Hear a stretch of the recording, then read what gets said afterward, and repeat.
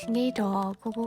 ကိုရဲ့မတွေ့ရကြပြီဖြစ်တဲ့တကယ်ချင်းလေးနဲ့တွားတွေ့ဖို့အတွက်ပြင်ဆင်မှာပဲဖြစ်ပါတယ်။အရင်ဆုံးတော့ကိုရဲ့ရှုပ်ပွားနေတဲ့ spin တွေကိုတေချာသိမ်းလိုက်မှာပါ။ပြီးရင်တော့ foundation ကိုအရင်စားလိုက်ပါမယ်။မြက်ကမှန်တက်ဖို့မိခဲ့ရမို့မြက်ကမှန်ကိုတေချာလေးတက်ပေးပါမယ်။အရေးကြီးဆုံးဖြစ်တဲ့ကိုရဲ့ပန်တာအိုင်းလေးကိုလည်းတေချာလေးကွန်ဆာလာနဲ့အုပ်ပေးလိုက်ပါမယ်။လိုက်ရှာလေးကိုလည်းတေချာလေးတုံးပြီးတော့တေချာ blend ပါမယ်ရှင်။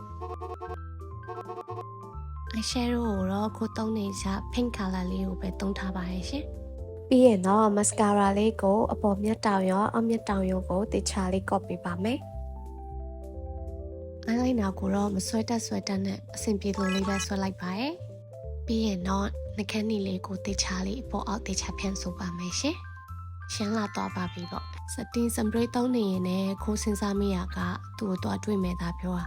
သူ့အတွက်ဘာလက်ဆောင်မမွေးထားမိသေးဘူးပေါ့နော်။ဒါပေမဲ့ AC ပါဘာလို့လဲဆိုတော့ခိုးတောင်းနေကြ Starmo Collagen လေးကုံသွားတာနဲ့မနေ့ကပဲအသစ်နှစ်ပူထုတ်ပိုက်ခဲ့လို့ပါ။ Starmo Collagen တပူမှာတလားစာအလုံး30ပါဝင်ပြီးတော့ price နေနဲ့ကြည့်မယ်ဆိုလို့ရှိရင်လည်း2000ဝန်းကျင်ပဲစတင်မှာဖြစ်ပါတယ်။ခိုးတောက်ပြီးတလအတွင်းမှာပဲအသားရည်ကြီးဝင်လာပြီးတော့စပင်ကျွတ်တာတွေလည်းတော်တော်သက်သာလာပါရဲ့ရှင်။နီးစက်ရစီဆိုင်နေမှာလည်းအလွယ်တကူပဲယူလို့ရနိုင်ပါရဲ့။